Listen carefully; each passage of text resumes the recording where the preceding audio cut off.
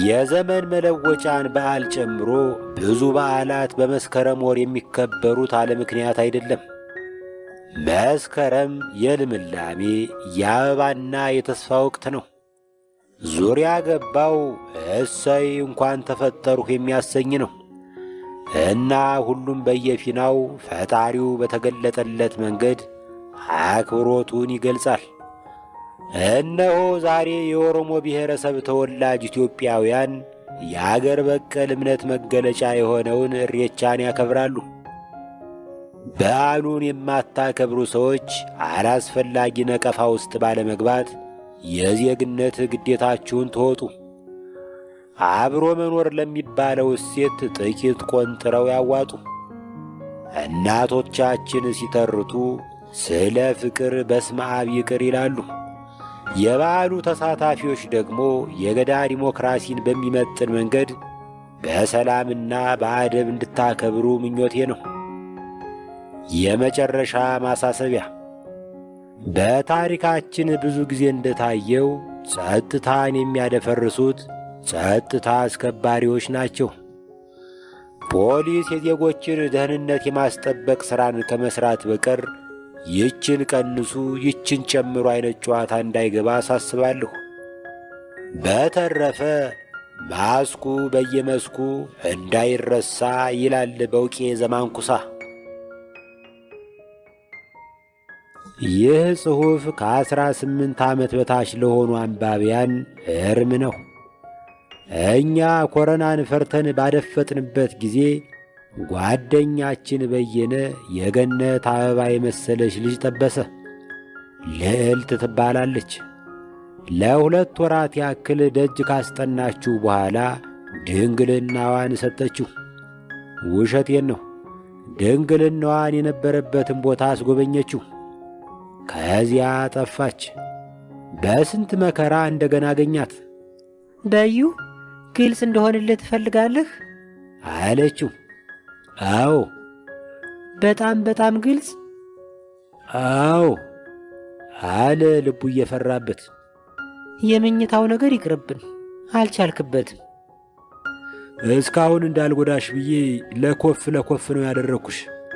አሁን አንድ ዕድል ብቻ ስጪኝ፣ ሌቱም ሙሉ በደስታ ላስለቅስሽ አለ በየነ በልምምጥ። እርግጠኛ ነህ? አቡነ ዘራብሩክን ለክፉ ቀን ቆጥቤው ነው እንጂ የፍቅር ሸማኔ ነኝ። እስቲ እናያለን። ከዚያ ራት በሉ፣ ተጫወቱ፣ ወይን ጠጡ፣ ሶፋ ላይ ተሳሳሙ። በየነ ክራባቱን አንስቶ ወረወረ፣ ሸሚዙን አውልቆ አሽቀነጠረ። ለመጀመሪያ ቀን ውሃ ዳር የቆመ የዋና ተማሪ መስሎ እርቃኑን አልጋው ዳር ተገተረ። ልዕልት አልጋው ላይ ገለል ብላ አንድ እግሯን ወደ ምዕራብ አንድ እግሯን ወደ ምስራቅ አሰማርታ የወፍ መንደፊያ ባላ መስላ ጠበቀችው። በየነ ለሰከንዶች ያክል ወልመጥ አለና እንደ ተወጋ ሰው ብሎ ደረቷ መሃል ተገነደሰ። በረጅሙ ተነፈሰችና ኢትስ ኦኬ አለችው። በረጅም ትንፋሿ ውስጥ ካዳመጠው ቅሬታና ብግነት አንጻር ኢትስ ኦኬ የሚለው ቃሏ የሚያጽናና አልነበረም። በየነ ለጥቂት ደቂቃ ያህል ድምጡን አጥፍቶ ከቆየ በኋላ አንጀት በሚበላ ድምፅ እንዲህ አለ። የኢትዮጵያ ፖለቲካ ጉዳይ የሠራ አካላቴን ሰቅዞ ይዞት ነው እንጂ በደናው ቀንማ በድቼም አባራ ሰው አልነበርኩም። ስለ ኢትዮጵያ ዝም አንልም የተባለው ድርጅት ሊቀመንበር በቀደም ዕለት በዝነኛ ተዋናዮች ታጅቦ ባወጣው የአቋም መግለጫ እንዲህ አለ። አርቲፊሻል የወንድ ብልት መጠቀም፣ ራስን በራስ ማርካትና የአፍ ዝሙት በወንጀል ሕግ እንዲካተት መንግሥትን እንጠይቃለን። ገራሚ ነው። ራስን በራስ ማጥፋትም ራስን በራስ ማርካትም ተከልክሎ እንዴት ነው የሚኖረው? አለ ጓደኛዬ በየነ ይህንን መግለጫ የሰማ ቀን። እኔ የምለው አንዲት ላጤ ሴት ብቸኝነት ሲቀፈድዳት፣ ኳረንቲን ሲያዝጋት አልፎ አልፎ ራሷን ብታረካ ምን ጣጣ አለሁ? በእርግጥ በወንዱ ጉዳይ ላይ በስሱም ቢሆን እስማማለሁ። በየቀኑ ደከመኝ ሰለቸኝ ሳይል የሚመታ ጎረምሳ በዘር ማጥፋት ወንጀል ቢከሰስ ችግር የለብኝም። እንዲሁም ራሱን በራሱ ለማርካት 1 ደርዘን ሳሙና የሚፈጅ ጎልማሳ የአገር ሀብትን አላግባብ በማባከን ቢከሰስ ያንሰው ነው። ግን አንድ ሰው መኝታ ቤቱን ዘግቶ ብቻውን ለሚሠራው ሥራ ከሳሹ ማን ሊሆን ነው? ምናልባት ጎረቤቱ። ከገዛ እጁ ጋር ሲዳራ እጅ ከፈንጅ ተይዞ ልደታ ፍርድ ቤት የሚቀርብ ተጠርጣሪን በአእምሮአችሁ ሳሉት። ዳኛው ጎረቤትህ ሴጋ ሲመታ በቀዳዳ አይቼዋለሁ ብሎ መስክሮብሃል። በዚህ ጉዳይ ምን ትላለህ? ክቡር ፍርድ ቤት፣ ሽንቴን ከሸናው በኋላ ዘለግ ላለ ጊዜ ሳራግፍ አይቶኝ ይሆናል እንጂ እንዲህ አይነት ድርጊት ለመፈጸም አስተዳደጊ አይፈቅድልኝም። አርቴፊሻል የወንድ ብልት አቅርቦትንስ መንግሥት በምን መንገድ ነው መቆጣጠር የሚችለው? ማኅበሩ በዚህ ጉዳይ ላይ ከወዲሁ ቢያስብበት ጥሩ ነው። ምናልባት ፌዴራል ፖሊስ በላጤ ሴቶች መኖሪያ ቤት ውስጥ ድንገተኛ ብርበራ ሊያደርግ ይችላል። ከዚያ ፖሊሱ ከተጠርጣሪዋ ሴት ራስጌ የሆነ ነገር ጎትቶ እያወጣ አንቺ ይሄ ምንድን ነው? የአልጋው 5ኛ እግር ነው ኮንስታብል። ከአልጋው ጋር እንዴት አልተገናኘም ታዲያ? በዋይርለስም ይሠራል። ሌላው በወንጀል ሕግ እንዲካተት የታጨው ተግባር ኦራል ሴክስ ወይም በማኅበሩ አጠራር የአፍ ዝሙት ነው። ወደፊት የሚሆነውን አስቡት። ማለዳ ላይ አንድ ጨዋ ዜጋ በአቅራቢያው ወደሚገኝ ፖሊስ ጣቢያ ጎራ ይልና ወንጀል ፈጽሜ በፈቃዴ እጄን ልሰጥ ነው የመጣሁት ይላል። ተረኛው ፖሊስ የሠራው ወንጀል ምንድን ነው? ወጣቱ ትናንት ማታ ፍቅረኛዬን አዘፍኛለሁ። ይህን የፖሊሱ ምን ይላል? ታድለህ። የኢትዮጵያ ፖለቲካ በተስፋና ጽድቅ ተሞልቶ በነበረበት ሰሞን አብይና ለማ የሚል ጽሑፍ ደረቴ ላይ ተነቅሼ ነበር። ሰሞኑን የአብይ ደጋፊ የለማ ነቃፊ የሆነች ፎንቃዬ እስቲ ደረትህን ፎቶ አንስተህ ላክልኝ አለችኝ። እናም ንቅሳቱን ወቅቱ በሚፈቅደው መጠን እንደሚከተለው ኤዲት አደረግኩት። አብይና ለማዳ ቀበሮዎቹ። የቤተ መንግሥቱን ዶክመንታሪ እያየሁ ፓርኩ ላይ ስደርስ የመጣልኝ ሐሳብ ነው። ፓርክ ስል የሆነ ነገር ትዝ አለኝ። የዛሬ ሳምንት ገደማ ፓርክ ውስጥ ብቻዬን ተጎልቼ የሚሳረሩ ርግቦችን እያየሁ ስተክዝ አንዲት ሴትዮ መጣች። ተዋወቅን። የደቡብ አሜሪካ ሴት መሆኗን ተገነዘብኩ። ሁለታችንም ማስክ አድርገናል። ትንሽ ካወራን በኋላ ግንባርህ፣ ዓይንህና የአፍንጫህ ቅንጫቢ ደስ ይላል አለችኝ። ቀሪው ፊቴ ዊኪፒዲያ ላይ ይገኛል፣ ጎግል አርጊኝ አልኩና ስሜን ጽፌ ሰጠኋት። በማግስቱ ደወለችልኝና ጎግል ላይ ፈልጌ አገኘሁህ። በዚህ አጋጣሚ ውብ ድምፅ እንዳለህ አረጋግጫለሁ አለችኝ። ስልኩን ዘግቼ ሳንጎራጉር ወዳጄ በየነ ደወለ። ዛሬ ደግሞ ሃፒ ነክሰሃል፣ ምን ተገኘ ሲል ጠየቀኝ። አንዲት የጃማይካ ሴት ድምፄ እንደሚያምር ነገረችኝ። በእውቀቱ ሰሞን ከሚባለው የባህል ዘፋኝ ጋር አምታታ ነው። ተረጋጋ።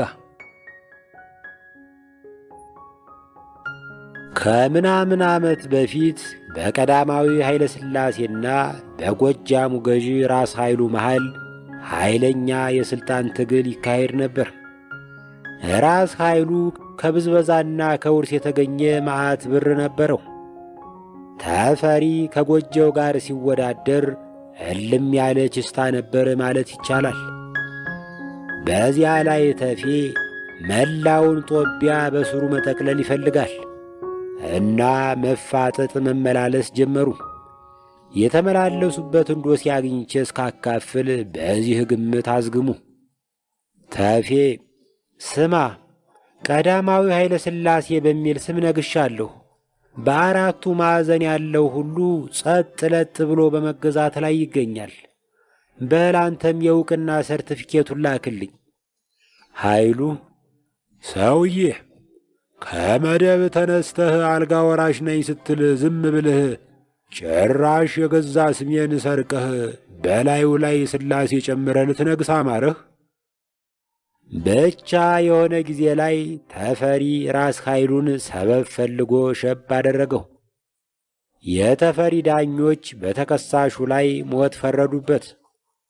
ተፈሪ ግን ሞቱም ምረነዋል፣ ታስሮ ይቀመጥ ብሎ ተጎዘጎዘ። በጊዜው እስር ቤት እንደ ስሙ ፍርደኛ የሚታሰርበት ቤት ነበር።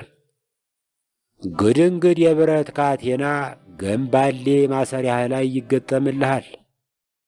ብዙ ከቆየህ የታሰርክበት የእግር ብረት እግርህን ይገዘግዘውና ጋንግሪን ይቆርጥልሃል። ብዙም ሳይቆይ ኃይልሻ ምሕረት ሳይሆን ምሬት እንደተቀበለ ገባው።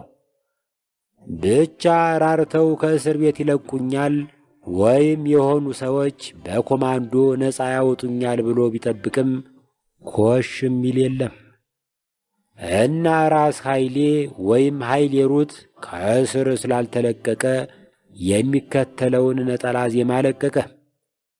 ሰው በድዬ ነበር እኔም እንደዋዛ፣ ቁናው ቁናዬ ነው ትንሽ ዙሩ በዛ። ቁም ነገሩ ያለው እዚህ ላይ ነው። ዊ ለርን ፍሮም ሂስትሪ ዛት ዊ ዲ ኖት ለርን ፍሮም ሂስትሪ አለ ሄግል። አንዳንዴ ሳስበው ያበራሽን ጠባሳ ያየ በእሳት አይጫወትም የሚለውን ተረት የፈጠረው ሰውዬ የሰውን ባህሪ የተረዳ አይመስለኝም። ሰው እንኳን ከሌላው ከራሱ መከራ አይማርም። አበራሽ ራሷ ዕድሉን ብታገኝ በአዲስ መልክ በእሳት መጫወቱ አይቀርም።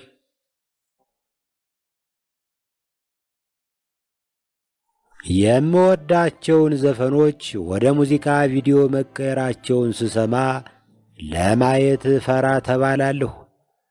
በጣም የወደድኩትን ዘፈን በካሜራ አጉል ተርጉመው ሲያበላሹብኝ ይነደኛል። በራሴም ደርሶብኛል። ከጥቂት ዓመታት በፊት ነፍሱን ይማርና ኤልያስ መልካ አንድ ዜማ ሰደደልኝ። ዝምታዬ የሚል ግጥም አለበስሁና መልሼ ላኩለት። ግርማ ተፈራ አሳምሮ ዘፈነው። ቆይቶ የሙዚቃ ቪዲዮ ተሰርቶለት አየሁና በንዴት ጨስሁ። ወዲያው አገጫ አካባቢ መሸበት ጀመርሁ።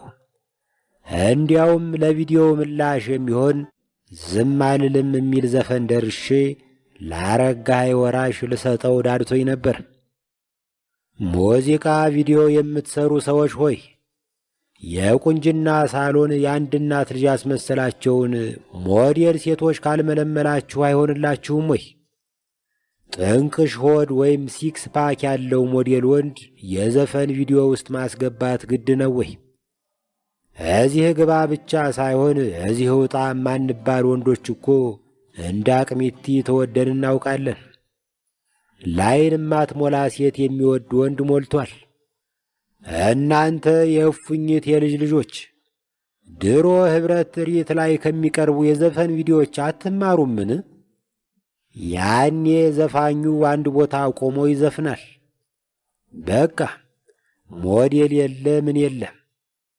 የምንወዳትን ሴት በፊናችን እንድናስብ ዕድል ይሰጠናል። እዚያ ድረስ ምን ወሰዳችሁ? ለመማር የፈለገ ስቄ ሸኝሻለሁ ከሚለው የሚካኤል በላይነህ ቪዲዮ መማር ይችላል። በሙዚቃ ቪዲዮ ላይ ወዶ መለየትን የሚገልጽ ታሪክ ስታቀርቡ ተጠንቀቁ። ትንሽ ወደ እውነታው ይቅረብ እንጂ። በሙዚቃ ቪዲዮዎች ውስጥ ሴትና ወንድ ይዋደዳሉ፣ በትራስ ይደባደባሉ። ኬክ የሚያጎርስ መስሎ ራሱን እያጎረሰ ያጫውታታል። ከተረገሙ ቀናት በአንዱ ትጣለዋለች። በሻንጣ ውስጥ ልብሶቿን ትሞላና ቻው የሚል ቃል አልጋ ላይ ትታለት ትወጣለች። እሱ ደጃፍ ላይ ቁጭ ብሎ እየተከዘ ይዘፍናል። አለቀ። በእውነታው ዓለም ሴትና ወንድ ይገናኛሉ፣ ይፋቀራሉ። የሆነ ጊዜ ላይ በቃኝ ትለዋለች። ማን ፈቅዶልሽ ነው የሚበቃሽ ይላታል። እሱ በፍቅረኝነት በነበሩ ጊዜ ሻወር ቤት ቁጭ ብላ የተነሳችውን ፎቶ ኢንተርኔት ላይ ይለቅባታል። እሷም እግዜር ይፍረድብህ የሚል ቴክስት ትልክለታለች። እግዜር እስኪፈርድ ጫኝና አውራጅ የሚሠራውን ወንድሟን ትልክበታለች። እሱም ጥርሱን ያራግፍለታል። የሙዚቃ ቪዲዮ የምትሰሩ ሰዎች ሆይ አይ ሃባን አይዲያ። ተሰናባቹ ፍቅረኛ በጥርስ ክሊኒክ ውስጥ የፊት ጥርሱን ሲያስበይድ የሙዚቃ ቪዲዮውን መጀመር ይቻላል። የነዋሪ አልባ ጎጆዎች ደራሲ እንዳለው ፍቅር በባህሪው እንዳስጨናቂ ሕልም ለመግባት ነው እንጂ ለመውጣት አይቀልም።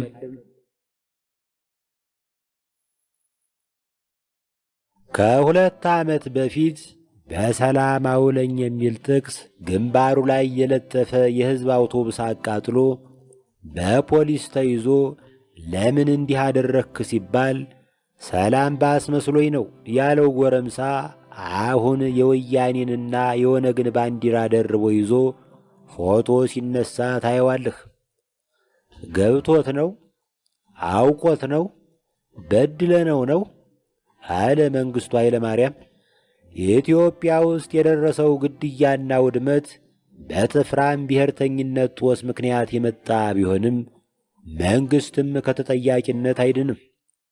በቸልታም ሆነ በአቅመቢስነት የሕዝቡን ደህንነት የማስጠበቅ አቅም እንደሌለው ተባኖበታል። ስሙማ ቅድም ዩቲዩብ ላይ ተቀበል ቁጥር 4 የሚለውን ዘፈን ሳዳምጥ ከሆነ ዓመት በፊት የነበረውን አንጀባችን ትዝ ብሎኝ ሳቁ።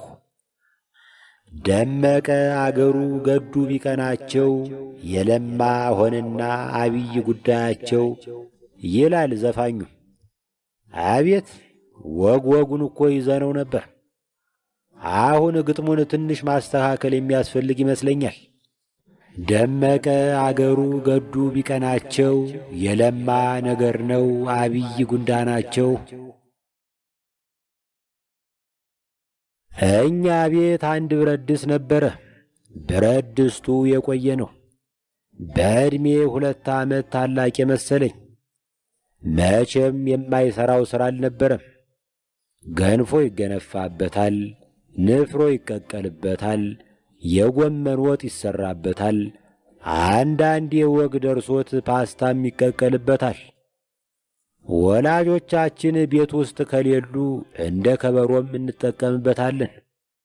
ብርታቱ እንደ ኤሊ ድንጋይ ነው። ያ ብረት ድስት ሕይወት ቢኖረው ኖሮ ችግርሽ በእኔ አልፏል የሚለውን የዓለማየሁ እሸቴን ዘፈን ይጋብዘኝ ነበር። ውይ ረስቸው። ለካ ችግር መልኩን ይቀያይራል እንጂ አያልፍም። የአፍሪካውያን ችግር የዕቃ እጥረት ሲሆን የአሜሪካ ወይም ካናዳ ችግር የዕቃ መጥለቅለቅ ነው። ለምሳሌ አንዲት አማካይ ኑሮ ያላት አሜሪካዊት በቤቷ ቢያንስ 4 አይነት ጓንት ይኖራታል። የዕቃ ማጠቢያ ጓንት፣ የተጣደ ድስት ከምድጃ ላይ የምታነሳበት ወፍራም ጓንት፣ ገላዋን ስትታጠብ ብብቷን የምታሽበት ጓንት፣ አሁን ደግሞ የጀርም መከላከያ ጓንት መጥቶላታል። በአንጻሩ እኛ ቤት ለረጅም ጊዜ ያገለገለችው ሠራተኛችን አጀቡሽ ሁሉን ነገር በሌጣ እጇ ነበር የምታከናውነው። በባዶ እጇ ዕቃ ታጥባለች። በሌጣ መዳፏ የጋመ ድስት ታወጣለች። መዳፏ የእሳት ወላፈን የሚሰማው አይመስልም። በልማድ እሳት ከል ወይም ፋየር ፕሩፍ ሆኖ ቀርቷል። ሰዎች የተወሰነ ፍላጎት ይዘው ነው የሚወለዱት። ገናናው ገበያ ግን ማት አይነት ፍላጎቶችን ፈልፍሏል። የሀብታም አገሮች ዜጎች ደከመኝ ሰለቸኝ ሳይሉ ይሸምታሉ። ይህንንም ያንንም ቅራቅንቦ ያግበሰብሳሉ። በአሜሪካና በካናዳ ዕቃ ከመግዛት ይልቅ ዕቃ መጣል ብዙ ወጪ ያስወጣል። ለምሳሌ በእኛ አገር ተለቅ ያለ ቲቪ መግዛት ከፈለግህ ሚጢጢውን ቲቪ ለዘመድህ ትሰጠዋለህ። አሁን እኔ የተጎለቱበት ከተማ ውስጥ ግን ከመጣል ውጪ አማራጭ የለህም። ብትጥል ደግሞ ከተማ በማልከስከስ ሊከሱ ይችላሉ። ባለፈው ባልንጀራዬ በየነ ደውሎ ጉድ ሆንኩ አለ። ምን ሆነ ነው አልኩት። የሆኑ ሰዎች ቤቴን ሰብረው ገብተው ዘረፉህ? የለም፣ 2 አሮጌ ሶፋ ጥለውብኝ ሄዱ።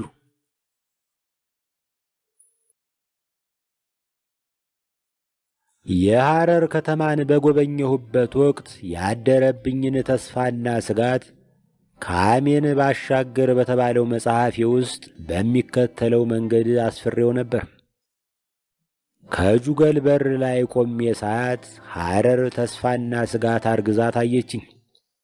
የምን ተስፋ የምን ስጋት? በአንድ ወቅት ስለ ሐረር አንድ ቀልድ ሰምቼ ነበር።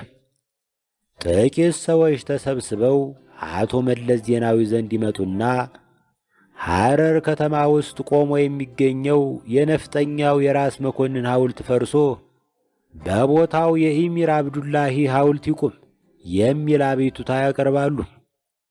መለስ ትንሽ አሰብ አደረገና የራስ መኮንንን ሐውልት ማፍረስ አትችሉም፣ ነገር ግን በራስ መኮንን ሐውልት ላይ አሚር አብዱላሂን ማፈናጠጥ ትችላላችሁ ብሎ መለሰላቸው ይባላል።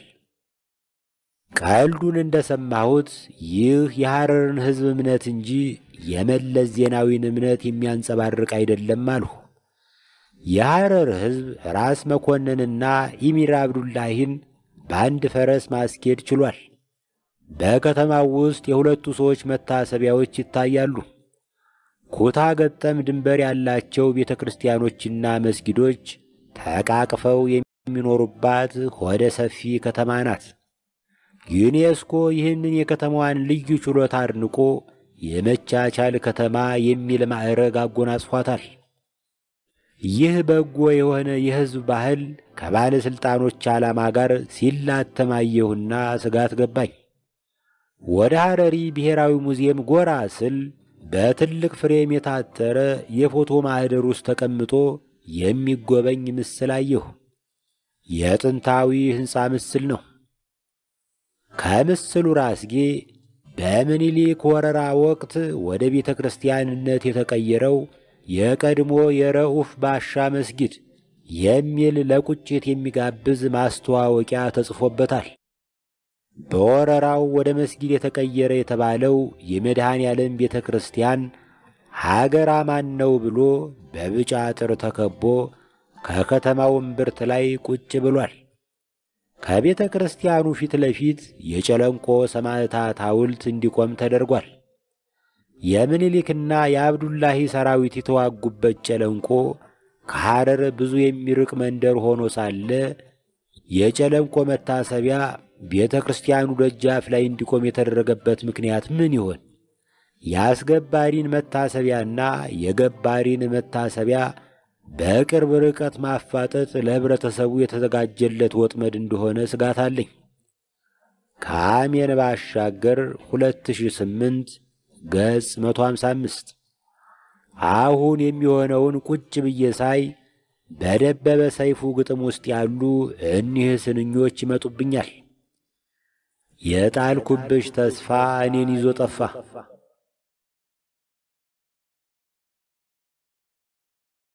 በቀደም ዕለት ወዳጅ አለማየሁ ገመዳ አንድ ወጣት ኦንላይን ቦምብ እንዴት መስራት እንደሚቻል የሚያሳይ ቪዲዮ ሰርቷልና በአስቸኳይ ሪፖርት አድርጉ ብሎ ጥሪ ያቀረበልን። በነገራችን ላይ አለማየሁ ነውጥ በጣም ከመጥላቱ የተነሳ ቦምቡ ፍቅርሽ የሚለውን ዘፈን ሳይቀር ከዩቲዩብ ላይ እንዲወርድ ያደረገ ሰው ነው። በጥሪው መሠረት ሊንኩን ተከትዬ ሲሄድ አገኘሁት። የመጀመሪያ ሐሳቤ ጊዜ ሳላጠፋ ሪፖርት ላደርግ ነበር። በኋላ ግን ለማንኛውም ራሴን የምከላከልበት ቤት ያፈራው ቦምብ ቢኖረኝ አይከፋም ብዬ አሰብኩ። ወዲያው የመስኮቴን መጋረጃ ዘጋጋሁና የሰውየውን ስልጠና በጥሞና መከታተል ጀመርሁ። በመጀመሪያ ጥጥ አዘጋጁ አለ ሰውየው። አብሽር ወንድማችን፣ ካስፈለገ እንዝርትም ይዘጋጃል አልሁ እኔ። በአጋጣሚ በነሰረኝ ቁጥር አፍንጫዬን የምገድብበትን ጥጥ አውጥቼ ጠረጴዛዬ ላይ አስቀመጥኩ። ቤት ውስጥ ጥጥ ከሌለ በአቅራቢያችሁ ከሚገኝ ፋርማሲ መግዛት ትችላላችሁ ሲል ጨመረ። አሃ፣ የፋርማሲ ባለሙያዎች፣ ሰሞኑን ጥጥ የሚጠይቅ ስታዩ ጊዜ ሳታጠፉ ለፌዴራል ፖሊስ እንድትደውሉ አደራ ላለሁ።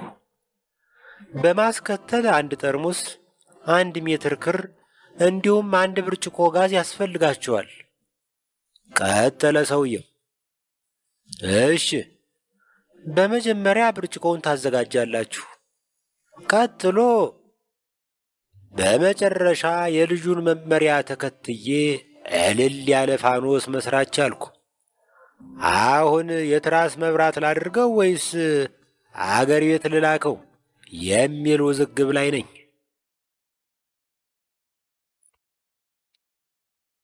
በፖሊስ ላይ ያተኮረ ፖሊሲ። ሃይማኖቶች ያስፈለጉት ሰላማዊና በጥሩ ምግባር የታነጸ ትውልድ ለማፍራት ነበር። ግን በተደጋጋሚ እንደታዘብነው ይህን ማድረግ አልተሳካላቸውም። ጭራሽ ውሃ ቢያንቅ በምን ይዋጣል፣ ምላጭ ቢያብጥ በምን ይበጣል እንደሚባለው ችግር እንዲፈቱ ተስፋ የተጣለባቸው ራሳቸው ግብዳ ችግር ሆነዋል። በዘመናችን በሃይማኖት መደራጀት እግዜር ለበስ የበላይነት ትግል ነው። የበላይነት ፍላጎት በውይይትና በጊዜያዊ መተቃቀፍ አይረካም። አሁን እንግዲህ ተስፋ የማን ነው? ፖሊስ አይደለምን?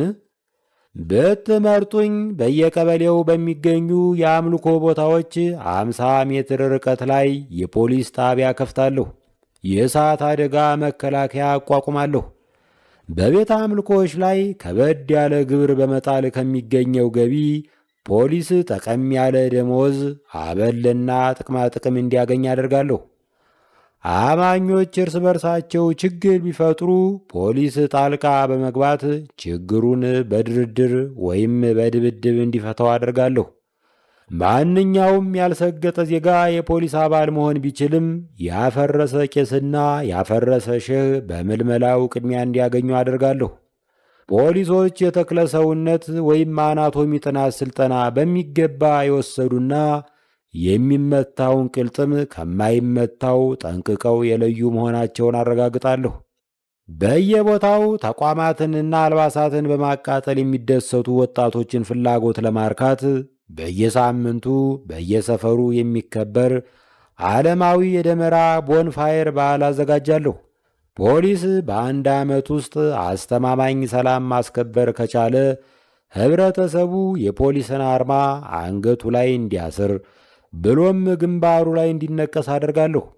እናቶች ለፖሊስ ስለት እንዲሳሉ አበረታታለሁ።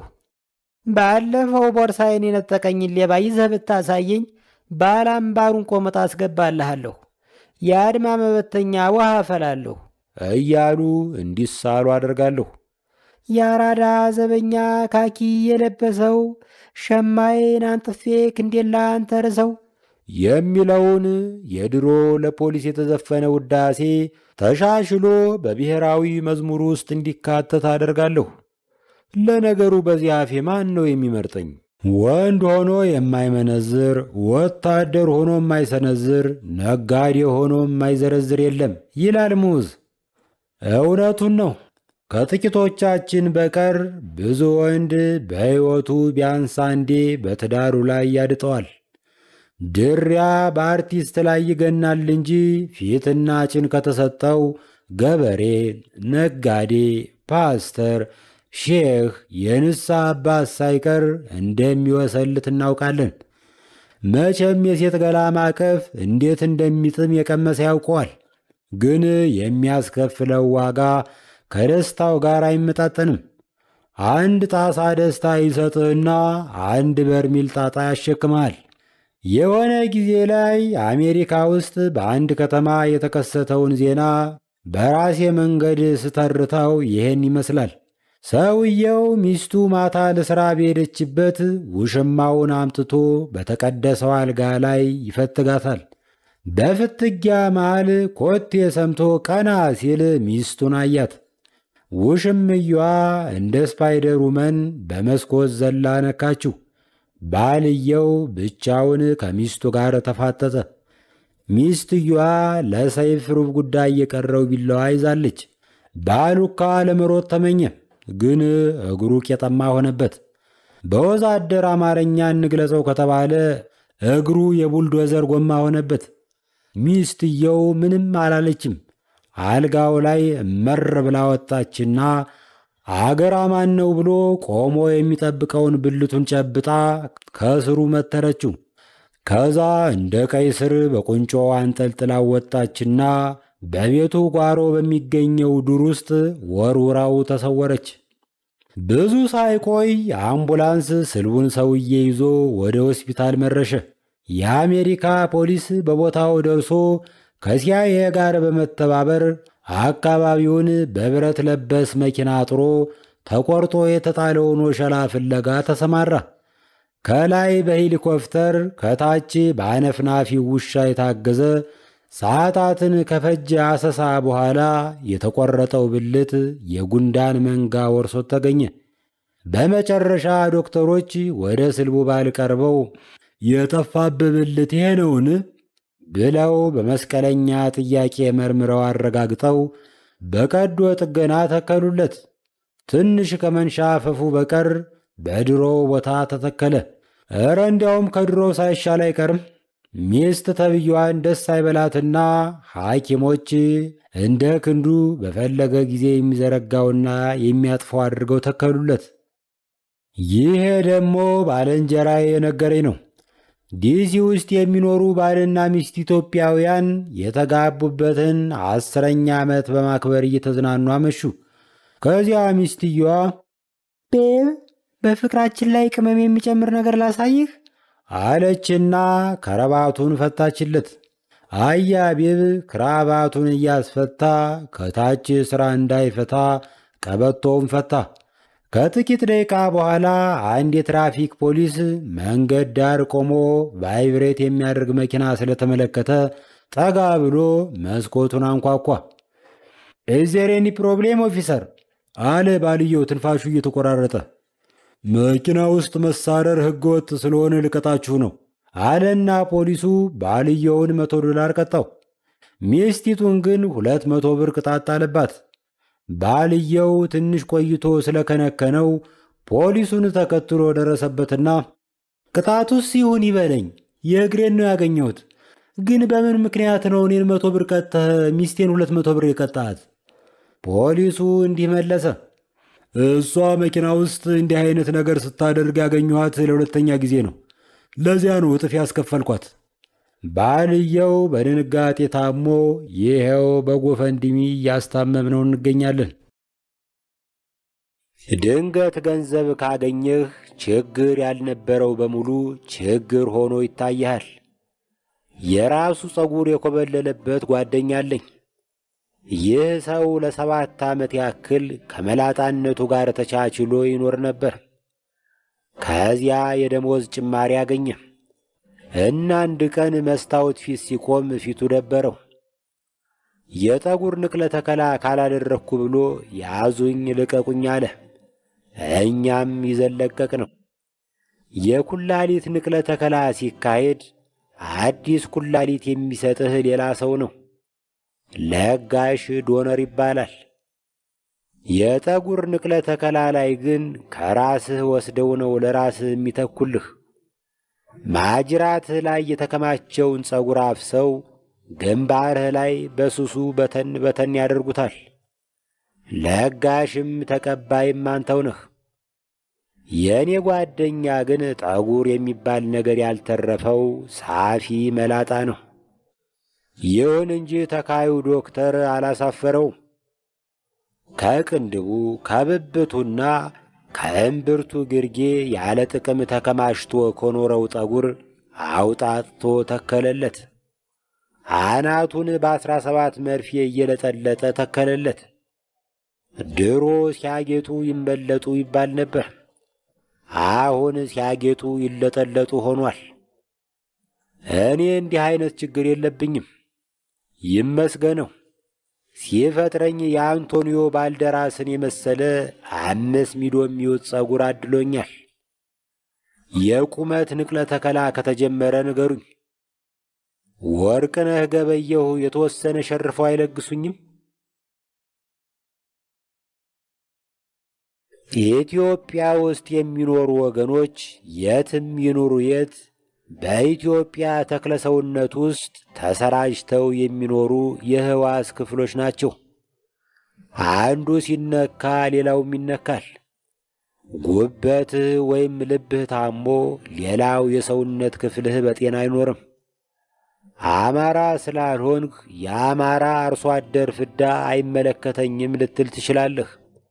በመሃል አገር ስለምትኖር የዳሩን አገር እሪታ ሰምቶ እንዳልሰማ ታልፈው ይሆናል። አንድ ነገር ብቻ ነው እምልህ፣ ጠብቅ። በቀጥታም ሆነ በዞር ዋራ ነገ ላንተም ጽዋው ይደርሳል። ዮሐንስ ደን የተባለ ባለቅኔ እንዳለው ነው፣ ማን ሞተ ብለህ አትጠይቅ፣ የመርዶ ደወል ሲደወል የጋርዮሽ ነው የወል። ሰሞኑን የወንድሙ ጅራን ዘፈን የምገርበው ያለ ምክንያት አይደለም።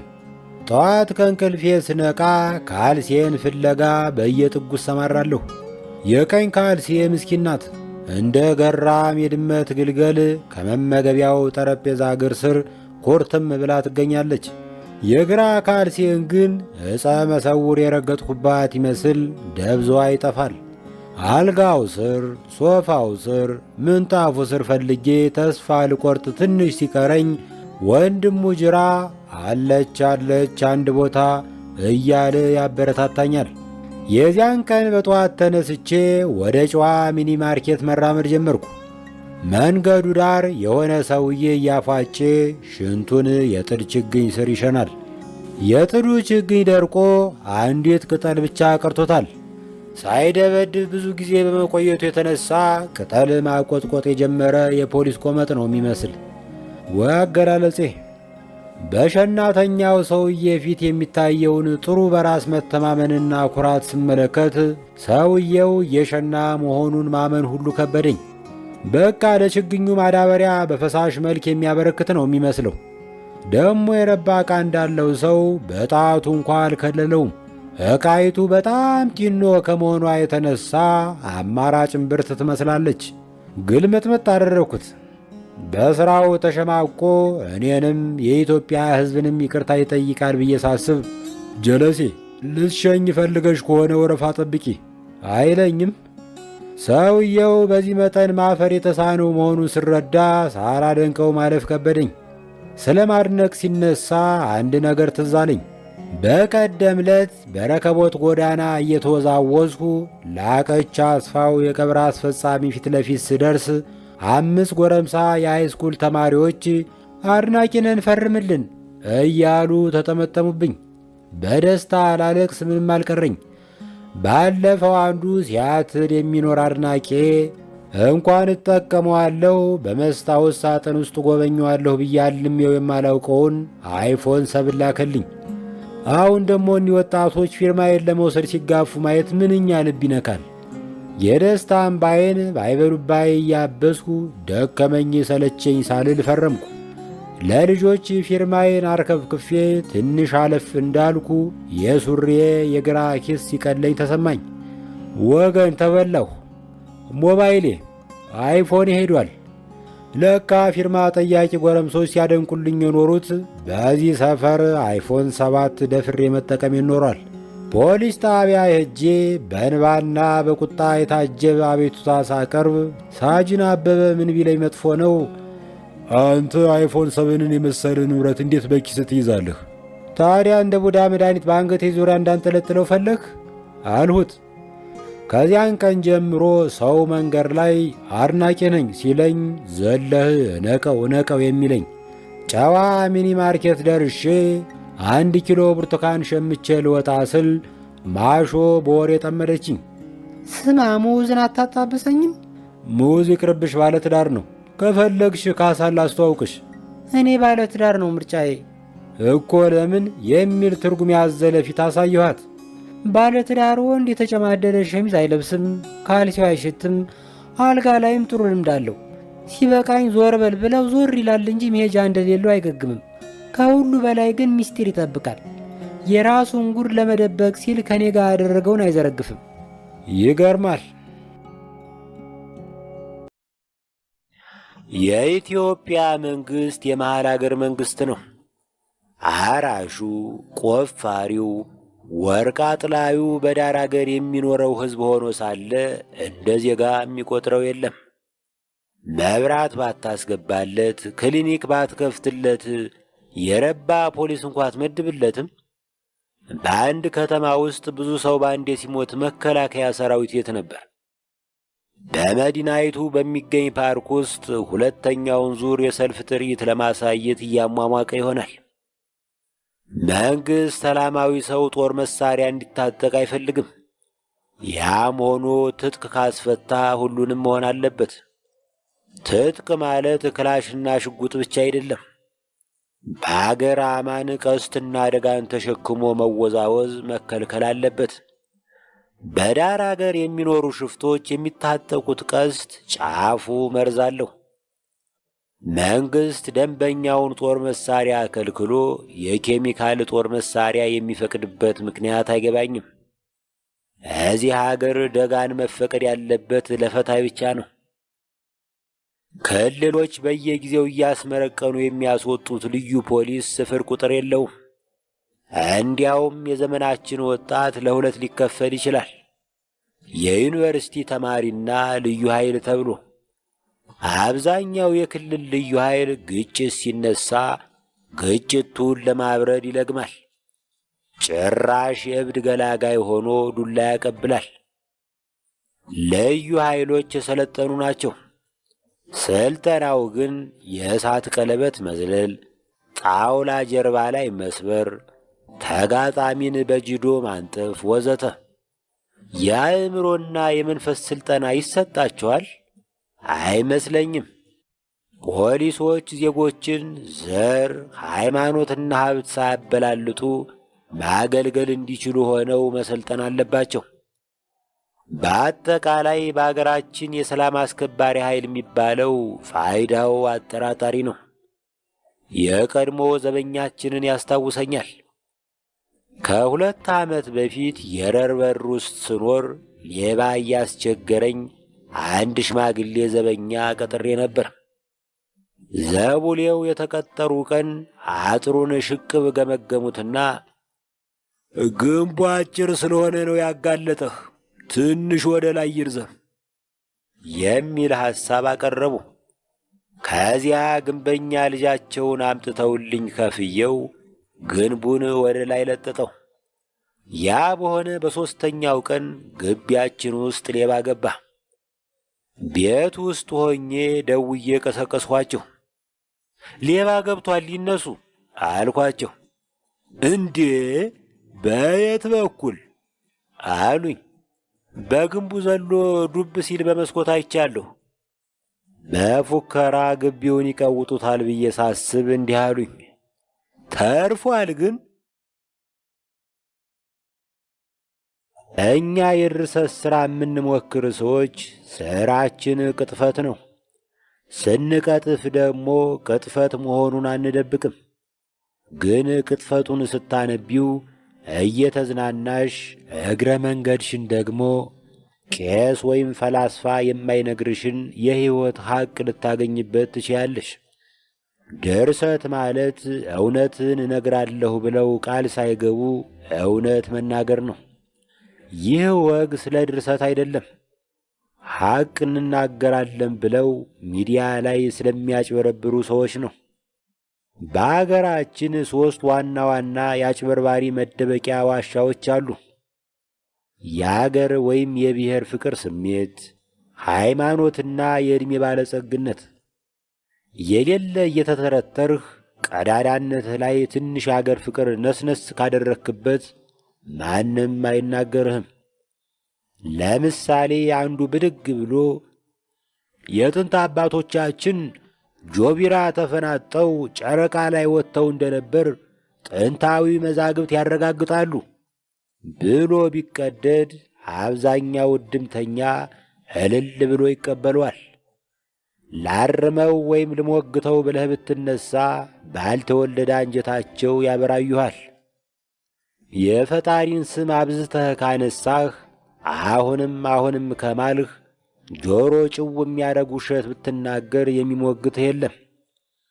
እንዲሁም አረጋዊ ከሆንህ ጋቢ ለብሶ ደጅ ላይ ቁጭ ማለት ደረጃ ላይ ከደረስክ እንደ መጣልህ መበርነን ትችላለህ። በደንብ ተተርትረህ ከመሸበት ታራለህ። የሆነ ሰው እያለ በያ ትውልድ ታሪክ ውስጥ እዚህ ግባ የሚባል ሚና የለውም። ዋለልኝ አይሮፕላን ሲጠልፍ እሱ ካፌ ቡሌ ሲጠልፍ ነበር። አሁን መቼም ሙታን ተነስተው አይመሰክሩብኝም ብሎ ነው መሰል በየሚዲያው ቻክ ኖሪስን የሚያስንቅ ገድሉን ሲቀዳ አየዋለሁ።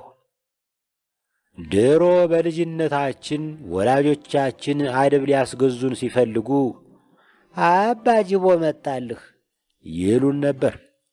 ከዚያ ጎለመስን። አያ ጅቦ መጣልህ በአዳልት ቨርዥን ኢሉሚናቲና 666 ሆኖ ከቻለልን።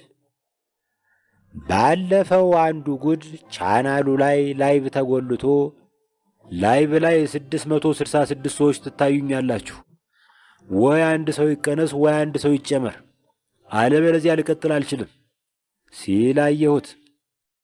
ሰፊው ሕዝብ ደግሞ ኑሮው የፈጠረበት ፍርሃት ሳያንሰው እኒህ ፍሪኮች የፈበረኩትን ፍርሃት እየተበደረ ይወካል።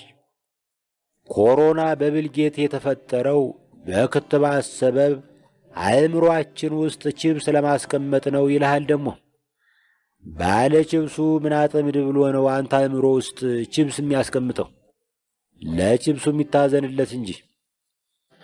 ደብረ ማርቆስ ውስጥ ድሮ አንድ ሰው አገር የሚያስለቅቅ ውሸት ከተበረነነ አባይቸው የሚል ቅጽል ይሰጠው ነበር። አባይቸው በቀዳዳነት ክብረ ወሰን የሰበረ ሰው ነበር።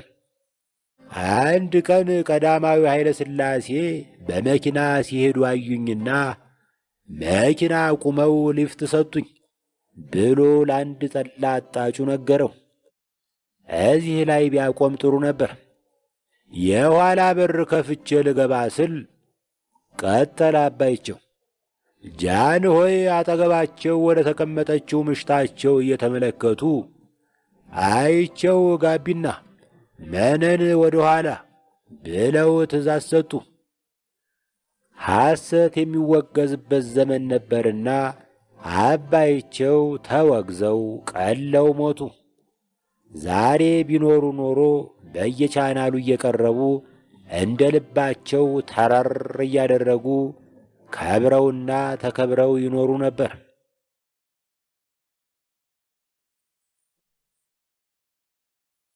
ስሙኝማ፣ ባለፈው የ65 ዓመት ሴት ወለደች ሲባል ሰማን። አሁን ደግሞ የ114 ዓመት ሰው ከኮረና አገገመ ተባለ። አልገባኝም። ሚዲያዎች ላይ የዕድሜ ቆጠራ የሚያደርገው የድሮ ምርጫ ቦርድ ነው እንዴ? አንድ ሴት በ65 ዓመቷ አይደለም የወር አበባ ለማየት የሱፍ አበባ ለማየት እንኳ የመነጽር እገዛ ያስፈልጋታል። የሆነ ክፍለ ከተማ ሴትዮዋን እንደ ተአምረኛ ቆጥሮ ሽልማት ለቆባታል። ዕድሜዋ ላይ ጨምራ የተናገረች የመጀመሪያዋ ሴት ስለሆነች እንደ ተአምረኛ ብትቆጠርም አይገርመኝም። በቀደም ደግሞ የ114 ዓመት ዕድሜ ባለጸጋ አገገመ ተባለ። እስቲ ጠይቁልኝ፣ ይሄ ሰውዬ እስከ ዛሬ የት ነበረ? በነገራችን ላይ አንተም ምለው ወድጄ አይደለም። አንድ ሰው 100 ዓመት ከሞላው በኋላ ሁለተኛ ዙር መኖር ስለጀመረ አንተ እንጂ አንቱ ሊባል አይገባም። ይሄ ሰውዬ እኮ ከ6 ያላነሰ መንግሥት አይቷል። ከአሞሌ ጨው እስከ ኤቲኤም ድረስ ተገበያይቷል። ሎተሪ ከሚደርሰኝ ይሄ ሰውዬ ደም ይለግሰኝ።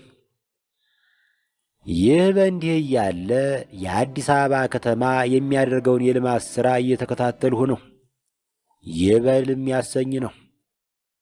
በተለይ ምችት ያለችኝ ብልጽግና ስትባል ውሃ የምትለቀው ቧንቧ ናት። ይህችን ማሽን የፈለሰፋት ሰውዬ እንደነገረኝ ብልጽግና ስትል ውሃ ታፈሳለች፣ መረራ ጉዲና ስትላት ታቋርጣለች። በተረፈ ኢቲዝ ማይዳም ሰብስክራይብ ማድረግ ማንንም አይጎዳም። ከፀሐዩ ንጉሥ ወደ አምፖሉ መሪ። መጋቢ ሐዲስ እሸቱ ከማደንቃቸው ጥቂት የሃይማኖት ሰባኪያን አንዱ ናቸው። የጣፈጠ አንደበትና ብሩህ አእምሮ ታድለዋል። የተናገሩትና የሰበኩት አያመልጠኝም። ባሳለፍነው ቅዳሜ የፀሐይንና የመሪን ባሕርይ አነጻጽረው ያቀረቡት አስተያየት ጋር መስማማት ከበደኝ። ምክንያቴን ከመናገሬ በፊት መጋቢ ከተናገሩት ይህችን ልቆንጥር። በሃይማኖት አስተምህሮ መሪዎች በፀሐይ ይመሰላሉ። ፀሐዩ ንጉሥ ይባሉ ነበር። ነገሥታቱ መሪዎች የፀሐይነት ሚና ሊኖራቸው ይገባል። በዓለም ላይ ፀሐይ ትልቁ የብርሃን ምንጭ ነው። ከዚያ ቀጥሎ ነው አምፖል፣ ጧፍ፣ ሻማ፣ ኩራዝ የሚመጣው። እነዚህን ደግሞ ሰው እየለኮሰ ራሱ ያጠፋቸዋል። ፀሐይ ግን በሰው ትእዛዝ የምትወጣ የምትገባ አይደለችም። ስለዚህ መሪዎች እንደ አምፖል በቆጣሪ ሳይሆን እንደ ፀሐይ በፈጣሪ የሚታዘዙ መሆን አለባቸው። ንጽጽሩ በፍጹም ቅንነት የተሰነዘረ መሆኑን ባውቅም የመሪና የተመሪን ግንኙነትና ባህሪ የሚያሳይ ሆኖ አልታየኝም። ሲጀመር መሪዎች እንደ ፀሐይ ትልቁ የብርሃን ምንጭ ናቸውን? በዚህ ዓለም ላይ ያለውን የመሻሻል ፍሬ ያስገኙት ፈብራኪዎች፣ ፈላስፎች፣ ሐኪሞች፣ የትሩፋት ሰዎች፣ የኪነት ሰዎች እንዲሁም በፍጹም ሥልጣን ላይ የሚያምፁ ያበጀ በለው ቢጤ ሽፍቶች አይደሉምን? ታሪክ እንደሚያሳየን የአብዛኞቹ የሥልጣን ሰዎች ሙያ የተለኮሰ ብርሃን ማኮላሸት ነው። በየዘመኑ አንዳንድ አሪፍ መሪዎች መነሳታቸውን አልክድም፣ ግን ከፀሐይ ጋር መነጻጸራቸው ኩሸት አይሆንም። መጋቢ ሐዲስ እንዳስታወሱት ፀሐዩ የሚል ቅጽል ስም የተሸከሙ ነገሥታት ወይም ንግሥታት ሞልተዋል። ግን ይህንን የተጋነነ ቅጽል የሚያገኙት ከሰፊው ሕዝብ ሳይሆን ከጥቂት ጥቅም ተቋዳሾች ነበር። እቴጌ ምንትዋብ ሥልጣን ስትይዝ አሁን ወጣሽ ጀንበር ተሸሽጋ ነበር ተብሎ እንደተዘፈነላት የዜና መዋዕል ጸሐፊዋ መዝግቦታል። በዘመኑ ከሥልጣኗ በረከት የቀመሱ ሰዎች የዘፈኑት መሆኑ አያጠያይቅም። የንግሥቲቱ ሥልጣን ሰለባ የነበሩ ሰዎች ይህንን ዘፈን የሚያስተጋቡ አይመስለኝም። ፍጹም ሥልጣን የሰበሰበ ሰው ለጭፍሮቹ ጀንበር፣ ለብዙሃኑ ግን የቀን ጨለማ መሆኑ ታሪካዊ ሐቅ ነው። የንጽጽሩ ትልቅ ችግር ፀሐይ በሰው ትእዛዝ የምትወጣ አይደለችም የሚለው ነው። መጋቢ ሐዲስ ስለ ነጂዎች ወይም አምባገነኖች የሚያወሩ ቢሆን ማመዛዘኛው ትክክል ይሆን ነበር። አምባገነኖች የሰውን ትእዛዝ ሳይሆን የገዛ ፈቃዳቸውን ነው የሚከተሉት። እንደ ሻው የሚል የጅምላ ስም ይመጥናቸዋል። የግል ፈቃዳቸውን የእግዚአብሔር ፈቃድ ብለው ይጠሩታል። መሪዎች ግን በሕዝብ ትእዛዝ የሚንቀሳቀሱ መሆን አለባቸው። በሕዝብ ፈቃድ የማይንቀሳቀስ ባለሥልጣን መሪ የሚል ስም አይመጥነውም። ከፀሐይ በተቃራኒ የአገር መሪ በሕዝብ ትእዛዝ የሚወጣ የሚገባ መሆን አለበት። እንደኔ መሪ አምሳያ ፀሐይ ሳይሆን አምፖል ነው። አምፖልን ትመርጠዋለህ፣ አውጥተህ ትሰቅለዋለህ። ከተበላሸ በሌላ የተሻለ አምፖል ትቀይረዋለህ። በዳግማዊ ምኒልክ ዘመን በአንዱ ገጠር ውስጥ አንዱ ባላገር የሌላው ሚስት ወሸመ። ባልየው ሲባንን ውሽምየውን በጥይት ልቡን አለውና ከአገር ተሰደደ። ይህንን የሰማ ምህረት የተባለ እንደ ሆመር አይነ ስውር የሆነ አውቆ አበድ ባለ ቅኔ እንዲህ ብሎ ገጠመ። አገሩ ባዶ ነው ያም ሄዶ ያም ሞቶ፣ የፈለጉት ነገር በቤታቸው ሞልቶ። ውሽምየው የሚፈልገው ምን ነበር? ፍቅር፣ ምናልባትም በሴት ገላ መታቀፍ። ባል የሚፈልገው ነገር ምንድን ነበር? ትዳሩን አስጠብቆ ባገሩ መኖር። ጀብደኝነት ሁለቱም ሁሉን አሳጣቸው። ውሽማ ውድ ሕይወቱን አጣ፣ ባልየው ደግሞ አገሩን አጣ። መከበር በአገር ነው። በአንድ ጊዜ ትዳሩን፣ አገሩን፣ ክብሩን በገዛ እጁ ተነጠቀ። ሁለቱም ቆም ብለው ቢያስቡ ኖሮ አማራጭ አያጡም ነበር። ውሽማው ትንሽ እልፍ ቢል ሌላ ያልተያዘች ቆንጆ ሊያገኝ ይችል ነበር። ግን የቆመበት ሰው ቆም ብሎ አያስብም። ባልየው ቢታገዝ ውሽማውን በፍርድ ከሶ የማስቀጣት አማራጭ ነበረው። በአገራችን በትዳር ላይ የማገጠ ሰው የሚቀጣበት ይናፋ የሚባል ሕግ ነበር። ባለቅኔው የፈለጉት ነገር ቤታቸው ሞልቶ ያለው ይህንን ነው። ሁለቱ ወደረኞች በአገሩ ውስጥ የሚገኙትን የኑሮ አማራጮችና ጸጋዎች ማየት ተስኗቸው መናቀሩ። የፖለቲካ ታሪካችንም ከዚህ አይለይም። የሚያስሞት ምክንያት ሳይኖር በከንቱ መሞት፣ የሚያስገድል ምክንያት ሳይኖር በከንቱ መግደል፣ መነጋገር፣ መወያየትና መሸመጋገል የሚባሉ ብዙ ጸጋዎች በቤታቸው ሞልተው እንደሚገኙ በመርሳት መጋደልም ብቻ ማሰብ፣ በባላንጣነት መተያየት። ጨዋታው ከዚህ አያልፍም። አገሩ ባዶ ነው አለ ምህረቴ። ሁለት ሰዎች ስለተጠፋፉ አገሩ ባዶ ነው እንዴት ይላል? አገሩ ሁለት ኃይለኞች ስለጎደሉበት እንዴት ነው ባዶ የሚሆነው? የዚህ መልስ ግልጽ ነው። ኃይለኞች ሲወድቁ ብቻቸውን አይወድቁም። ጦሱ ለጭፍራቸውና ጉዳዩ ለማይገባው ሰላማዊ ሰው ይተርፋል። ጀብደኝነት ወንዝ አያሻግርም። የሕግ የበላይነት ይቅደም፣ የሕዝብ ሰላም ይቅደም። የሽማግሌ ያለህ እንደማመጥ። ዕድሜ ለአቅመ ምክር ስለደረሰ ልመክር ነው። ሥልጣንህን ተጠቅመህ የተወዳዳሪህን የመናገር ነጻነት ስታፍን ራስህንና አገርህን በሁለት መንገድ ትበድላለህ። አንደኛ ልክህን እንዳታውቅ ትሆናለህ። ዜጎች በአስተዳደርህ ላይ የሚያቀርቡትን ቅሬታ ካልሰማህ እንዴት ልክህን ታውቃለህ? ጆሮ ለባለቤቱ ባዳ ነው። ብዙ አምባገነኖች የወዳጆቻቸውን ከንቱ ውዳሴ የሕዝብ ድምፅ ነው ብለው በማመን ሲሸወዱ ኖረዋል። ዓመፅ ደጃቸውን እስኪያንኳኳ ድረስ ብዙ ጌቶች ራሳቸውን በሕዝባቸው የተወደዱ አድርገው ይቆጥሩ ነበር። ብልጥ መሪ ከወደረኛው ነቀፋ ይማራል። ፕሉታርክ የተባለ የግሪክ ደራሲ ከጻፈው አንድ ገጠመኝ ላስታውስ። ሄሮይን የተባለ ጌታ አንድ ቀን አንዱ ጠላቱ አፍህ ይገማል ብሎ ዘለፈው። አንገቱን ደፍቶ ወደ ቤቱ ተመልሶ ሚስቱን ለምን አፌ እንደሚሸት አልነገርሽኝም ሲላት፣ ገራሚቱ ሴት የሁሉም ወንዶች አፍ እንደዚያ ይመስለኝ ስለነበር ነው ብላ መለሰችለት። ጌታ ሄሮይን መፋቂያ እንዲገዛ ያነቃቃው የሚስቱ ፍቅር ሳይሆን የጠላቱ ዘለፋ ነው።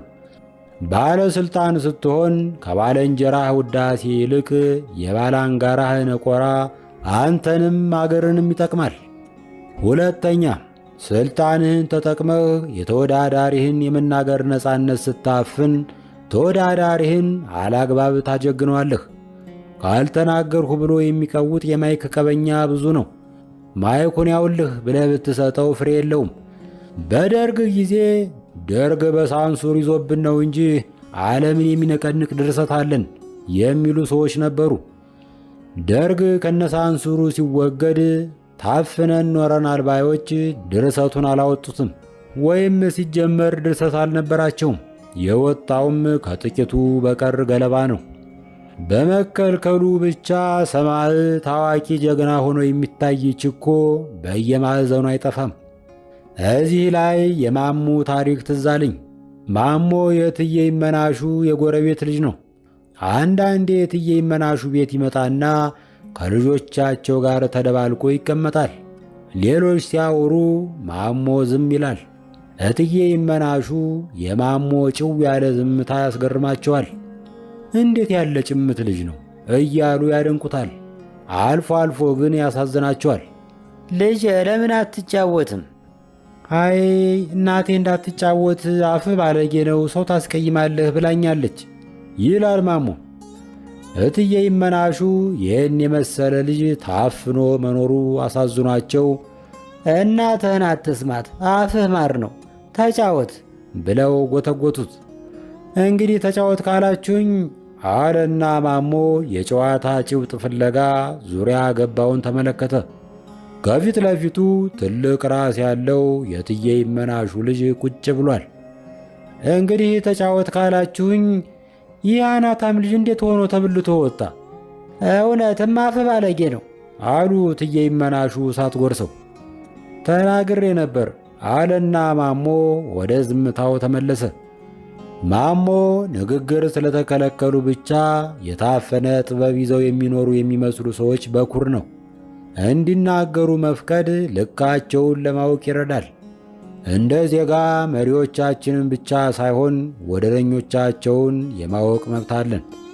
አፈና ቀሊሉን ከከባዱ፣ ደደቡን ከሊቁ፣ እብዱን ከጭምቱ የምንለይበትን አጋጣሚ ያሳጣናል። ቀኛዝማች በላይነህ የተባሉ ባላባት በዳግማዊ ምኒልክ ጊዜ ነበሩ። በዘመናቸው ከሥራቸው ጋር የማይመጣጠን አንጀባ ስለሚያበዙ ቆንን በላይነህ የሚል ቅጽል ስም ተሰጥቷቸው ነበር። የሆነ ጊዜ ላይ ከሸገር ወደ ጎንደር ይሄዱና በአንድ ደብር ውስጥ ይስተናገዳሉ። ቆንን በላይነህ ፊደል ያልቆጠሩ ጨዋ ቢሆኑም በሊቃውንቱ ፊት የተማሩ ለመምሰል ተጋጋጡ። ዳዊት እየደገምኩ ነው ለማለት ዳዊት ገለጡ። ግን የማያውቁትን ዳዊት ገልብጠው ነበር የያዙት። ይህንን የሾፈ አንድ ደብተራ ሳቆነ በጋቢው ለመጨቆን እየሞከረ ጌቶች ዳዊቱን ዘቅዝቀው ነው የያዙት ቢላቸው ጠላቴን እንዲዘቀዝቅልኝ ብዬ ነው፣ ጠፍቶኝ እንዳይመስልህ አሉት ይባላል። ቆንን በላይነህ አላዋቂ ናቸው። ግን አላዋቂነታቸውን አምነው ማረም አይፈልጉም። ማንን ደስ ይበለው ብለው ተሸንፈው አሸናፊ መስለው ቆመዋል፣ ገግመዋል። እኛ የርዕሰት ሥራ የምንሞክር ሰዎች ሥራችን ቅጥፈት ነው። ስንቀጥፍ ደግሞ ቅጥፈት መሆኑን አንደብቅም። ግን ቅጥፈቱን ስታነቢው እየተዝናናሽ እግረ መንገድሽን ደግሞ ቄስ ወይም ፈላስፋ የማይነግርሽን የሕይወት ሐቅ ልታገኝበት ትችያለሽ። ድርሰት ማለት እውነትን እነግራለሁ ብለው ቃል ሳይገቡ እውነት መናገር ነው። ይህ ወግ ስለ ድርሰት አይደለም፣ ሐቅ እንናገራለን ብለው ሚዲያ ላይ ስለሚያጭበረብሩ ሰዎች ነው። በነገራችን ላይ 3 ዋና ዋና የአጭበርባሪ መደበቂያ ዋሻዎች አሉ። የአገር ወይም የብሔር ፍቅር ስሜት፣ ሃይማኖትና የዕድሜ ባለጸግነት። የሌለ እየተተረተርህ ቀዳዳነት ላይ ትንሽ የአገር ፍቅር ነስነስ ካደረክበት ማንም አይናገርህም። ለምሳሌ አንዱ ብድግ ብሎ የጥንት አባቶቻችን ጆቢራ ተፈናጠው ጨረቃ ላይ ወጥተው እንደነበር ጥንታዊ መዛግብት ያረጋግጣሉ ብሎ ቢቀደድ አብዛኛው እድምተኛ እልል ብሎ ይቀበለዋል። ላርመው ወይም ልሞግተው ብለህ ብትነሳ ባልተወለደ አንጀታቸው ያበራዩሃል። የፈጣሪን ስም አብዝተህ ካነሳህ አሁንም ከማልህ ጆሮ ጭው የሚያደርግ ውሸት ብትናገር የሚሞግትህ የለም። እንዲሁም አረጋዊ ከሆንህ ጋቢ ለብሶ ደጅ ላይ ቁጭ ማለት ደረጃ ላይ ከደረስክ እንደመጣልህ መበርነን ትችላለህ። በደንብ ተተርትረህ ከመሸበት ታራለህ። የሆነ ሰው እያለም በያ ትውልድ ታሪክ ውስጥ እዚህ ግባ የሚባል ሚና የለውም። ዋለልኝ አይሮፕላን ሲጠልፍ እሱ ካፌ ቡሌ ሲጠልፍ ነበር። አሁን መቼም ሙታን ተነስተው አይመሰክሩብኝም ብሎ ነው መሰል በየሚዲያው ቻክ ኖሪስን የሚያስንቅ ገድሉን ሲቀዳይዋለሁ። ድሮ በልጅነታችን ወላጆቻችን አደብ ሊያስገዙን ሲፈልጉ አባ ጅቦ መጣልህ ይሉን ነበር። ከዚያ ጎለመስን። አያ ጅቦ መጣልህ በአዳልት ቨርዥን ኢሉሚናቲና 666 ሆኖ ከቻለልን። ባለፈው አንዱ ጉድ ቻናሉ ላይ በተጎልቶ ላይ በላይ 666 ሰዎች ትታዩኛላችሁ። ወይ አንድ ሰው ይቀነስ ወይ አንድ ሰው ይጨመር፣ አለበለዚያ ልቀጥል አልችልም ሲል አየሁት። ሰፊው ሕዝብ ደግሞ ኑሮ የፈጠረበት ፍርሃት ሳያንሰው እኒህ ፍሪኮች የፈበረኩትን ፍርሃት እየተበደረ ይቦካል። ኮረና በብልጌትስ የተፈጠረው በክትባት ሰበብ አእምሮአችን ውስጥ ቺፕስ ለማስቀመጥ ነው ይልሃል። ደግሞ ባለ ቺፕሱ ምን አጠብል ብሎ ነው አንተ አእምሮ ውስጥ ቺፕስ የሚያስቀምጠው? ለቺፕሱ የሚታዘንለት እንጂ። ደብረ ማርቆስ ውስጥ ድሮ አንድ ሰው አገር የሚያስለቅቅ ውሸት ከተበረነነ አባይቸው የሚል ቅጽም ይሰጠው ነበር። አባይቸው በቀዳዳነት ክብረ ወሰን የሰበረ ሰው ነበር። አንድ ቀን ቀዳማዊ ኃይለ ሥላሴ በመኪና ሲሄዱ አዩኝና መኪና አቁመው ሊፍት ሰጡኝ ብሎ ለአንድ ጠላ አጣጩ ነገረው። እዚህ ላይ ቢያቆም ጥሩ ነበር። የኋላ በር ከፍቼ ልገባ ስል ቀጠለ አባይቸው። ጃንሆይ አጠገባቸው ወደ ተቀመጠችው ምሽታቸው እየተመለከቱ አይቸው ጋቢና መነን ወደ ኋላ ብለው ትእዛዝ ሰጡ። ሐሰት የሚወገዝበት ዘመን ነበርና አባይቸው ተወግዘው ቀለው ሞቱ። ዛሬ ቢኖሩ ኖሮ በየቻናሉ እየቀረቡ እንደ ልባቸው ተራር እያደረጉ ከብረውና ተከብረው ይኖሩ ነበር።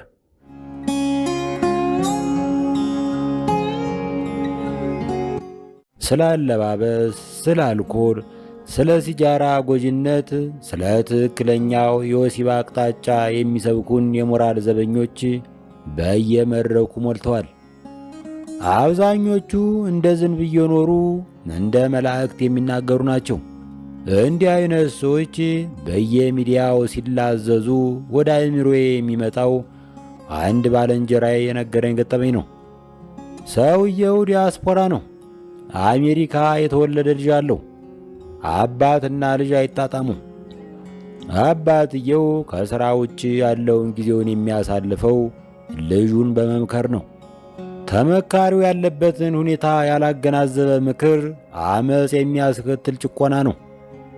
አለማየሁ እሸቴ ተማር ልጄ በሚለው ዘፈኑ እያለ ሲመክረኝ እየተማረረ ውሻዬን አቅፌ ሰማው ነበረ ይላል። እኔ ሳስበው ውሻውን አቅፎ እየተጫወተ እንጂ እየሰማው አልነበረም። በመጨረሻም የአባቱን ምክር ባለመስማቱም የተሳካለት ዘፋኝ ሆነ እና ዲያስፖራው አንድ ቀን ልጁን እንደ ልማዱ ሲላዘዝበት ቆየና ይህን የመሰለ እንደ ማርና ወተት የጣፈጠ ምክር ስመክር የሚሰማ ስሜት ምንድን ነው?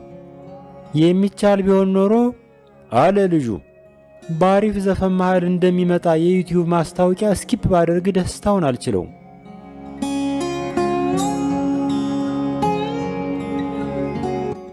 በቀጣይ የማቀርብላችሁ ወግ በኮቪድ ጊዜ የነበረ ወግ ነው። ወደ አሜሪካ የተመለስኩት ትራምፕ ከግብፅ ጋር ተሞዳምዶ ኢትዮጵያን አስገድዶ ለማስፈረም በዛተበት ቀን ማግስት ነው። ብዙዎቻችሁ ኢትዮጵያን እንዲህ ባለ የጭንቅ ቀን ጥላት መሄድህ ክህደት ነው በማለት በኢንቦክስ ወቅሳችሁኛል። የወጣሁት ለታክቲክ ነው። እንደኔ አሜሪካን ከውስጥ ሆኖ ለመታገል ከዚህ ጊዜ የተሻለ አጋጣሚ የለም። እና ስማይ ጠሪው እንዴት እያደረጋችሁ ነው? ከአምቡላንስ ሰብሮ ያመለጠው ትኩሳታም ዜጋ ሲረሸን ላይቭ የሚተላለፈው መቼ ነው? ለመሆኑ ዛፓዎች አስፈላጊውን ፍተሻ አድርገውበታል? እንደኔ ኤርፖርት ላይ በመሳሪያ ሲዳብሱት ትኩሳቱ ያሻቀበው በቫይረሱ ምክንያት አይመስለኝም። የሆነ በዱባ ቅጠል ጠቅልሎ የዋጠው ኮኬን ሳይኖር አይቀርም። አለበለዚያ ሰው እንዴት የጤና ድጋፍ ሸሽቶ ያመልጣል? እኔማ አስፈላጊውን ጥንቃቄ ሳረግ ቆይቻለሁ። ፊትን አትንካ ተብሏል። ፊቴን አልነካም። መንግጭን ላይ ግድም ሲበላኝ እንደ ዳንግሌ በግ የግድግዳውን ጠርዝ በመታከክ ጥሜን አረካለሁ። ማንኛውንም አይነት የበር እጀት አልጨብጥም። ያን ጊዜ የአንዱን ሚኒ ማርኬት በር እንደ ቻክ ኖሪስ በእርግጫ ከፍቼ ስገባ ዘበኛው ተናዶ በጥፊ ሊያጮለኝ ከቃጣ በኋላ ለቅድመ ጥንቃቄ በሚል በጠረባ ጣለኝ። በቀደም ዕለት ወደ ቤቴ እየሄድኩ አንዱ ከጀርባ ያስነጠሰ። ዞር አልኩና ሰውዬ በሕግ አምላክ እንዳትንቀሳቀስ። ምን ነው? ያነጠስክበት ቦታ ከኔ ጋር ያለውን ርቀት ልለካው ነው። ከ3 ሜትር ካነሰ ወደ ጤና ጣቢያ ደውላለሁ። በተቻለኝ መጠን ቅድመ ጥንቃቄዎች ሳደርግ ቆይቻለሁ። ጉሮሮ መድረቅ የለበትም በተባለው መሰረት ውሃ ካጠገቤ አይለይም። አሜሪካ ውስጥ የውሃ ችግር የለም። ከፈለግሽ ትራስሽ አጠገብ ቧንቧ ማስገጠም ሳይቀር ትችያለሽ። በዚህ ሀገር በፈረቃ የሚመጣ ጥም እንጂ በፈረቃ የሚመጣ ውሃ የለም። ድሮ አንድ ጣሳ ውሃ ከጠጣሁ በመላው ሰውነቴ ሲንሸራሸር ሰንብቶ ሁለመናዬን አጽድቶ በሁለተኛው ቀን ነበር ተረፈ ምርት ሆኖ የሚመጣው። እንዲያውም አንዳንዴ ሳምንት የማልሸናበት ጊዜ ነበር። አሁን ገባ ብርጭቆው ካፌ ሳይወርድ የምጠጣው ነገር በቀጥታ ስርጭት ወደ ፊኛዬ ይሄዳል። ከበውቄ ጋር መጠጣት እኮ ውሃ በወንፊት እንደ መቅዳት ነው ይላሉ አብሮ ቀምቃሚዎቼ። ደሞ አንድ ብርጭቆ ውሃ ጠጥቼ አንድ ማድጋ የሚሸናበት ምስጢር አይገባኝም። የሆነ ለጡረታ የተጠራቀመልኝ ሽንት ሳይኖር አይቀርም። ችግሩ መኝታ ቤቴ ከሽንት ቤቴ በጣም ይርቃል። በዛ ላይ የአሜሪካ ሽንት ቤት በጣም ጽድት ያለ ስለሆነ በቀላሉ እሺ ብሎ አይወርድልኝም። የመጣው ሌሊት ከሆነ ደግሞ አባብዬ ወይም ጨቁኛ አሳድረዋለሁ። ከትናንት ወዲያ በተከታታይ በእሩምታ ማስነጠስ ጀመርኩ። ብዙም ሳልደናገጥ 911 ደወልኩና መጥታችሁ ተወስዱኝ ወይስ መደዳውን ልበክል አልኳቸው። በታንክ የታጀበ አምቡላንስ ልከው ወሰዱኝ። ከኢትዮጵያ መምጣቴን ስለሰሙ ሰብሮ ያመልጣል ብለው ሰግተው ነው። ዶክተሩ መርምሮኝ ሲያበቃ ጥሩና መጥፎ ዜና አለኝ አለ። ከጥሩ ጀምር። ኮሮና የለብም፣ ግንባር ላይ ነጥሮ ተመልሷል። ተመስገን። መጥፎው ዜናስ ምንድን ነው? ሁለተኛው የምርመራ ውጤት እንደሚያሳየው ፊኛህ ላይ ችግር ተከስቷል። ፊኛዬ ምን ሆነ? ፊኛ ሽንት በማቆር ብዛት የተነሳ ተለጥጦ የላምጡት መስሏል። እና ምንድን ነው የሚሻለኝ አልኩ በጭንቀት። ዓለም በወረርሽኝ በሚዋከብበት ዘመን ያንተን ፊኛ ስራ ፈቶ የሚያክም የለም። እዙ አገር ገብተህ እንድትሞት ሪፈር ጽፈንልሃል።